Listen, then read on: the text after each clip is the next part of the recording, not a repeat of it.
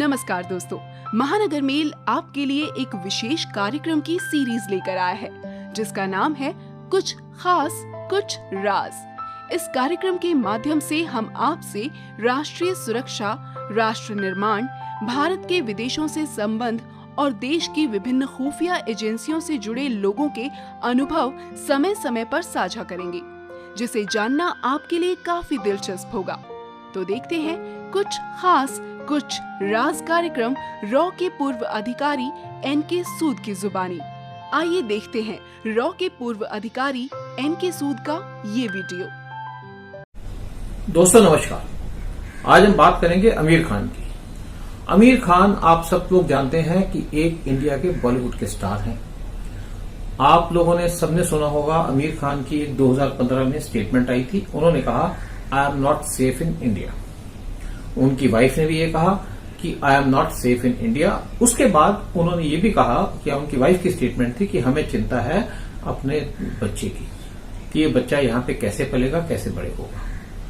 अब मुझे समझ नहीं आता कि आमिर खान को क्या प्रॉब्लम है सेफ्टी की इंडिया के अंदर। इस कंट्री में आमिर खान को बहुत प्यार मिला, बहुत रिगार्ड मिला उनकी फिल्मों की वजह से, और ये छोटे कद का जो एक्टर है इसको लोगों ने इतने बड़े कद का बना दिया। ये सारा इंडियन पब्लिक का कमाल है, इंडियन पब्लिक का उनकी तरफ प्यार है और इसी की वजह से आज वो एक स्टार बने हुए हैं।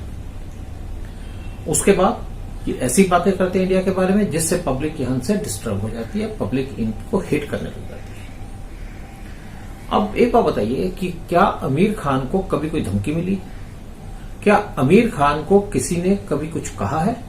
क्या आमिर खान की कभी गाड़ी में किसी ने पत्थर मार दिया या उनके घर में पत्थर मार दिया, या ऐसी क्या चीज हुई कि आमिर खान को ऐसी बात करने लगी, या आमिर खान को ऐसी बात कहने की क्या जरूरत पड़ी?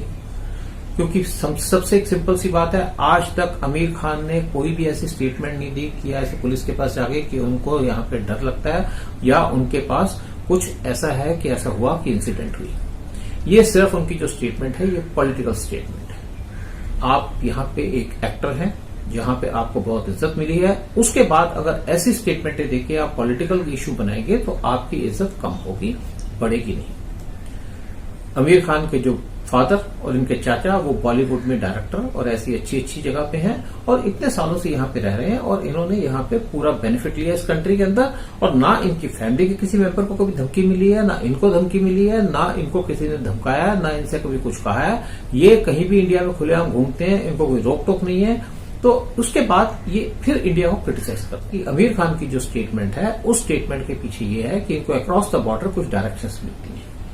रहते हिंदुस्तान में है, खाते हिंदुस्तान का है, यहीं पे इनकी अपनी पोजीशन है, यहीं पे इनका सब कुछ है। उसके बाद ये ऑर्डर्स लेते हैं किसी दूसरे लोगों से।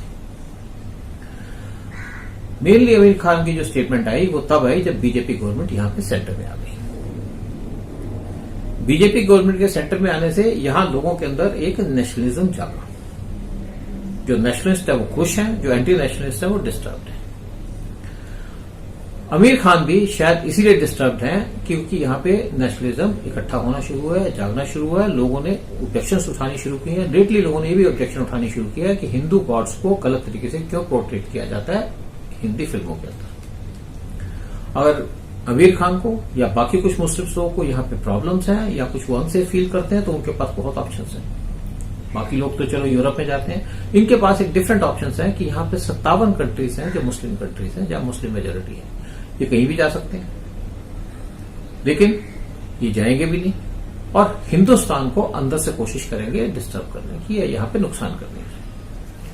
आमिर खान को बहुत लोग प्यार करते हैं पाकिस्तान के अंदर, तो ये बड़े इजीली पाकिस्तान में जा सकते हैं। लगता है इनको शायद बड़ी अच्छी पोजीशन मिलेगी, हो सकता है इनको मिनिस्टर भी बना दें।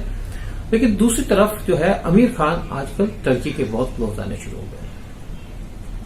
ये 2017 में भी टर्की गए थे, उसके बाद अभी भी सुना हुआ है कि ये अभी टर्की में विजिट कर रहे हैं और वहां के टॉप के लीडर्स से ये इनकी मुलाकात हो रही है। जान है तो जहान है। तो आमिर खान जो है उनको चाहिए कि अगर उनकी फैमिली को या उनके बच्चे को यहाँ पे रिस्क है तो उनको चले जाना चाहिए किसी भी कंट्री में जहां पे उनको सेफ्टी हो, उनके बच्चे की सेफ्टी हो। लेकिन ये जाएंगे नहीं। जाएंगे इसलिए नहीं कि क्योंकि यहाँ पे कोई डर नहीं है, यहाँ पे कोई खतरा नहीं है, ये सिर्फ एक यहाँ पे खेल खेलने की कोशिश करते हैं ऐसी बात, और इससे इनकी कोई इमेज बढ़ नहीं रही, इमेज छोटी हो रही है। और मैं देख रहा हूं कि कुछ पिछले सालों के अंदर आमिर खान का साइज थोड़ा सा छोटा ही हुआ। आजकल आमिर खान टर्की में है, उनकी एक फिल्म चल रही है जिसकी फाइनल टचेस होनी है, वो है लाल सिंह चड्ढा। इसकी जो शूटिंग होनी थी ये होनी थी लद्दाख में, कोरोना के चक्कर में शूटिंग डिस्टर्ब हो गई बीच में, और शायद लद्दाख में इसलिए नहीं हो पा रही होगी या वहां इसलिए नहीं हो पा रहे होंगे कि वहां पे आजकल इंडिया चाइना का फेस ऑफ चल रहा है। तो इन्होंने शूटिंग पूरी करने के लिए टर्की चुना। लेकिन टर्की क्यों चुना? हो सकता है कि इनका टर्की जाने का पिक्चर को पूरा करने के पीछे कोई मोटिव हो। टर्की पहुंचने के बाद आमिर खान ने वहां की जो फर्स्ट लेडी है अमीन एर्डोगन, जो वहां के प्रेसिडेंट रिसेप तैयप एर्डोगन की वाइफ है, उनसे अपॉइंटमेंट मांगी और 15 अगस्त 2020 को उनसे इनकी मुलाकात हुई। 15 अगस्त का वो दिन है जब ये इंडिया के इंडिपेंडेंस का दिन है। मुझे नहीं पता ये वहां इस दिन स्पेशली जाकर के उनसे क्या बात करना चाहती होंगी या उनसे क्या इन्होंने बात करनी थी, लेकिन उसके बाद जब इनकी सोशल मीडिया पे फोटोग्राफ्स आई उसके बाद लोगों ने आमिर खान को ट्रोल करना शुरू कर दिया, इनके नेशनलिज्म पे क्वेश्चन उठाना शुरू कर दिया और ये कहने लग गए कि आमिर खान ये डरा हुआ मुसलमान, ये वहां क्या करने जा रहा है, इसका नेशनलिज्म कैसा है। क्योंकि टर्की जो है आजकल एंटी इंडिया एक्शंस में बड़ा फ्रंट रहा है। और दूसरी बात क्या है कि आमिर खान ने टर्की क्यों चुना? क्या इसके पीछे कोई हिडन एजेंडा है? मुझे लगता है कि इसके पीछे जरूर कोई हिडन एजेंडा होगा, नहीं तो बहुत सी कंट्रीज हैं जहां आमिर खान जा सकते थे और टर्की को इन्होंने स्पेशलिस्ट चुना कि टर्की इस टाइम पे एंटी इंडिया स्टेटमेंट्स में सबसे आगे है, साथ में टर्की इंडिया के अंदर डिस्ट्रप्टिव एक्टिविटीज में पूरा इन्वॉल्व है। टर्की के प्रेसिडेंट आजकल रेगुलरली एंटी इंडिया स्टेटमेंट्स देते हैं। 5 अगस्त 2019 को जब इंडिया ने आर्टिकल 370 हटाया कश्मीर से, तो टर्किश प्रेसिडेंट सबसे पहले थे जिन्होंने इसको क्रिटिसाइज किया। लेकिन क्वेश्चन ये आता है कि टर्की का हमसे बॉर्डर नहीं लगता, टर्की का हमसे कोई डिस्प्यूट नहीं, तो टर्की को 370 हटाने में क्या प्रॉब्लम थी? ये हमारा इंटरनल मैटर है, इंटरनल अफेयर्स है। लेकिन उन्होंने इस चीज को उठाया क्योंकि वो पाकिस्तान का साथ देना चाहते हैं और दूसरी बात यह है कि वो आजकल चाहते हैं इस्लामिक वर्ल्ड के लीडर बनना। और आज की डेट में जो टर्किश प्रेसिडेंट हैं वो टोटल वर्ल्ड के अंदर एक टेररिज्म की तरफ आगे, सबसे आगे उनका कदम बढ़ रहा है और आप उसको लीड कर रहे हैं टेररिस्ट को। और इंडिया को किसी भी इश्यू पे हमेशा उल्टी सीधी स्टेटमेंट देते हैं, पाकिस्तान को हर एक इश्यू पे सपोर्ट करते हैं। सितंबर 2019 में टर्की, मलेशिया और पाकिस्तान ने इन्होंने यूएन के अंदर कश्मीर का इश्यू उठाया। खैर इंडिया को उससे कोई खास फर्क नहीं पड़ा क्योंकि वर्ल्ड जो है आज इंडिया के साथ है। उसके बाद हमारे जो प्राइम मिनिस्टर मोदी हैं उन्होंने इमीडिएटली रिस्पॉन्ड किया। उन्होंने यूएन के अंदर ग्रीक के प्रेसिडेंट और अर्मेनियन प्रेसिडेंट से मीटिंग की। ये जो दोनों कंट्रीज हैं ग्रीस और अर्मेनिया, ये टोटल दुश्मन है, कट्टर दुश्मन है टर्की के। अभी भी टर्की का जो डिस्प्यूट चल रहा है ग्रीस के साथ और इन दोनों की टेंशन बनी हुई है मेडिटेरियन सी के ऊपर। इनकी नेवीज आप सामने खड़ी है एक दूसरे के और हो सकता है कभी भी इनके आपस में भिड़ंत भी हो जाए। इंडिया इस टाइम पे चाइना के साथ फेस ऑफ में चल रहा है लद्दाख में, इसलिए वो ग्रीस को ओपन सपोर्ट नहीं दे पा रहा। दूसरी तरफ जो अर्मेनिया है एक छोटी सी कंट्री है जो पहले रशियन रिपब्लिक्स में हुआ करती थी। ये क्रिश्चियन कंट्री है, इसका टर्की के साथ बहुत भारी डिस्प्यूट है और अर्मेनियंस जो है टर्किश को टोटल हेट करते हैं। क्योंकि टर्की में जब ओटोमन एम्पायर थी, एक बहुत ही क्रिमिनल टाइप की एम्पायर थी, उस टाइम पे 1914 से लेकर 1923 तक उन्होंने अर्मेनिया के 1.5 मिलियन यानी कि 15 लाख लोगों को मारा। पिछले साल यूनाइटेड नेशंस ने एक रेजोल्यूशन पास किया जिसमें उन्होंने ये टर्की के अंदर जो ये लोगों को मारा गया था अर्मेनियंस को 15 लाख लोगों को, उसको एक जेनोसाइड का नाम दिया। टर्किश प्रेसिडेंट इस टाइम ये कोशिश कर रहे हैं कि जो ओटोमन एम्पायर है जो वेनिश हो गई थी आज से 80 साल के आसपास पहले, उसको दोबारा रिवाइव करने। जब टर्की ने सितंबर 2019 को यूएन के अंदर कश्मीर का इश्यू रेज किया तो हमारे यहाँ पे जो कांग्रेस पार्टी है, जो सबसे पुरानी पार्टी है, ये टर्की से बहुत इम्प्रेस हो गई। उन्होंने नवंबर 10, 2019 को अपना ऑफिस खोल दिया टर्की के अंदर, मतलब इंटरनेशनल ऑफिस खोला उन्होंने टर्की के अंदर और उसमें इन्होंने कहा it has opened its international office in Turkey to deepen bilateral ties between India and Turkey. जब कांग्रेस पावर में थी तो इनके टर्की के साथ कोई रिलेशंस नहीं थे, कोई बायलैटरल इश्यूज नहीं डिस्कस होता था। अब ये अपोजिशन में आकर के कह रही है कि हम टर्की के साथ अपने जो बायलैटरल इश्यूज हैं उसको स्ट्रेंथन करेंगे और साथ में जो है दोनों की एक रिलेशंस को इम्प्रूव करेंगे। लेकिन कांग्रेस का ये एजेंडा नहीं है। कांग्रेस का इस टाइम एजेंडा कोई दूसरा है, क्योंकि टर्की के अंदर 200 के करीब इंडियन फैमिलीज हैं जो वहां पे रहती हैं और उसमें कांग्रेस को कोई वहां पे ऑफिस खोलने की जरूरत नहीं थी। लेकिन कांग्रेस जो है इस टाइम पे इन्वॉल्व होना चाहती है। जो भी लोग एंटी इंडिया हैं उनके साथ कांग्रेस की इन्वॉल्वमेंट हो, चाहे चाइना हो चाहे पाकिस्तान हो, अब टर्की भी आ गया। फरवरी 2020 में टर्किश प्रेसिडेंट एर्डोगन ने जो दिल्ली में राइट्स हुए फरवरी मार्च 2020 में उसको क्रिटिसाइज किया। उन्होंने कहा कि यहां पे मुस्लिम्स का मैसेकर हुआ है, मरे हिंदू थे उनको मुस्लिम्स कह करके गलत तरीके से प्रोजेक्शन करने का ये इनका काम है, झूठे लोग हैं क्योंकि टेररिस्ट हैं ये। फरवरी 2020 में टर्किश प्रेसिडेंट एर्डोगन पाकिस्तान गए और उनके पाकिस्तान के अंदर ज्वाइंट पार्लियामेंट की जो मीटिंग थी उसमें उन्होंने एड्रेस किया और उन्होंने पाकिस्तान को एश्योरेंस दी कि हम आपको हर एक इश्यू पे सपोर्ट करेंगे इंडिया के खिलाफ, चाहे आर्टिकल 370 के हटाने का हो, चाहे कश्मीर का इश्यू हो।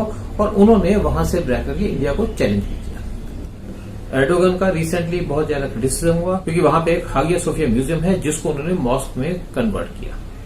ये हागिया सोफिया है, ये पहले चर्च हुआ करता था और इसको इनके कन्वर्ट करने पे वर्ल्ड से काफी रिएक्शन आ रहा है।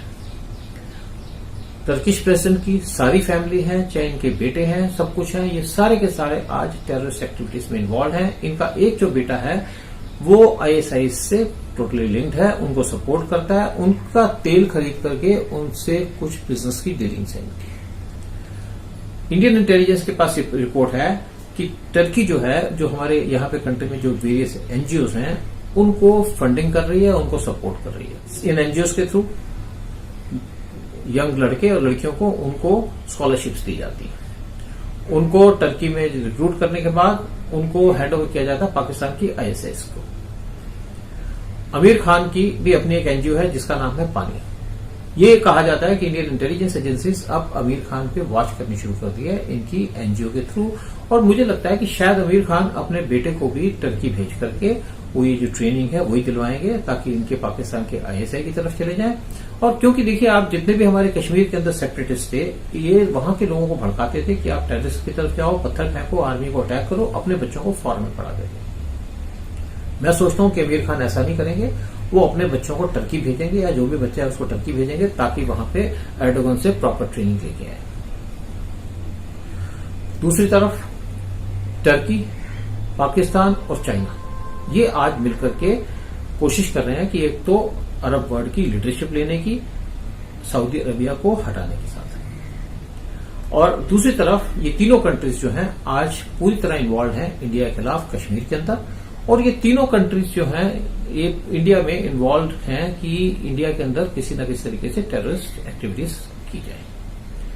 ये कंफर्म्ड रिपोर्ट्स हैं कि जो शाहीन बाग में जो डिस्टर्बेंसेस हुई थी उसके अंदर टर्की ने बहुत बढ़ चढ़ के हिस्सा लिया था, उसकी तरफ से काफी फंड्स आए थे। साथ साथ जो एएमयू, जामा मिलिया और जेएनयू में भी एक्टिविटीज हुई उसमें भी टर्किश गवर्नमेंट की तरफ से फंडिंग आई थी, उनकी इंटेलिजेंस की तरफ से आई थी। और ये कहा जाता है कि जो शाहीन बाग के जो दंगे हुए थे उसके अंदर कांग्रेस और आम आदमी पार्टी का भी बड़ा इंपॉर्टेंट रोल रहा।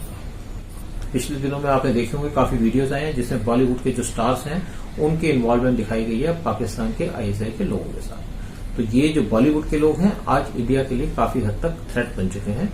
इसलिए मैं सोचता हूं कि हमारी गवर्नमेंट भी जो है वो आमिर खान की एक्टिविटीज पे भी पूरा ख्याल रखेंगी जो टर्की में गए हैं। इससे पहले 2017 में भी आमिर खान टर्की गए थे और इनकी फोटो थी उस टाइम पे टर्किश प्रेसिडेंट के साथ। टर्की में 2017 में गए थे आमिर खान, तो उनकी एक फिल्म थी सीक्रेट सुपरस्टार, उसकी प्रमोशन की। एक इंटेलिजेंस की रिपोर्ट्स हैं कि टर्की जो प्रेसिडेंट है उन्होंने अपनी इंटेलिजेंस को बहुत से ह्यूज फंड्स किए हैं इंडिया के अंदर डिस्टर्बेंसेस क्रिएट करने के लिए। जैसे मैंने कहा कुछ एनजीओ के थ्रू और वैसे भी इन फंड्स दे रहे हैं इंडिया के अंदर ताकि डिस्ट्रक्टिव एक्टिविटीज में इन्वॉल्व किया जाए।